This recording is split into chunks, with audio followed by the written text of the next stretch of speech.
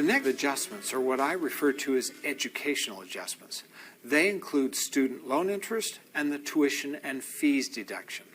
To begin with, we'll consider student loan interest.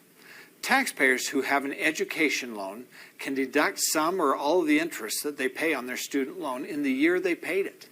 As you know, if a student borrows money from one of the qualified lending institutions that assist people to go to school, they eventually have to pay it back plus interest.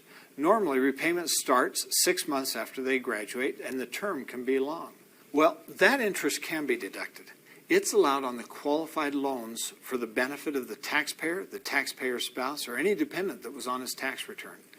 Lending institutions will send a 1098-E to the borrower, which will state the amount of interest paid during the year. The amount of the deduction changes each year and begins to phase out for higher income taxpayers. These amounts are provided in your workbook. If your client asks you about the deductibility of student loan interest in advance of getting the loan, you'll want to help him or her understand what qualifies as a student loan, who can deduct the interest, and from which institutions the loans qualify. For instance, interest paid to a student's father for a loan does not qualify for this deduction. This information can be found in your workbook. However, once a person begins repaying the loan and receives a 1098-E, it's simply a matter of placing the qualifying interest portion on the appropriate line in the Schedule 1.